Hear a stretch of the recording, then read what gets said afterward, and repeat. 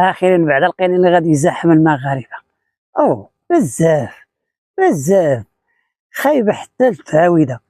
واش يا عباد الله المنتخب اللي كنا معولين عليه ديال الجزائر بالوعود، عرفتي شنو غادي يوقع للمنتخب الجزائري الا ما ربحش هذا الماتش؟ داروا البرهان شي داز في الاعلام ونخلي لكم المقطع ديالو. الف مبروك للمصريين بعد الخيبه امل ديال العرب. غريب والعجيب في الامر المنتخب التونسي اللعابه ديالهم اللي كيتشجع من البيت كانه شيء لم يقع، عادي ما كاينش غرام ديال المشكل.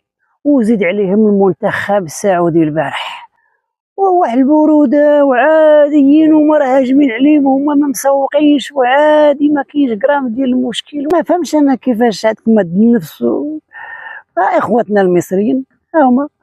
وشوفوا الجزائر البارح الراس الاخضر هذا غير راس اخضر، خير يكون كان طيب، جاب جوج ديال التعادل، التعادل الاول والتعادل الثاني وممكن يربح الماتش الجاي. ها هو تا هو مزاحم الافارقه ومزاحم العرب وهو تا هو يبلبل في كاس العالم. راه كلشي على الجرأه، على الاقل بنادم غير يتجرأ غير يقذف. والسعودي البارح ولو قذفه ولو شي حركه عباد الله. زيد عليهم المنتخب ديال تونس المنتخب الاردني كتشوفوه اول مره كيشارك في كاس العالم، كتشوفوه على الاقل بعدا خلى البصمه ديالو، واخا خسر ب3-1 من خلى البصمه. كيبان لك المنتخب كيتقاتل. هذا رساله وميساج للمنتخب الجزائري.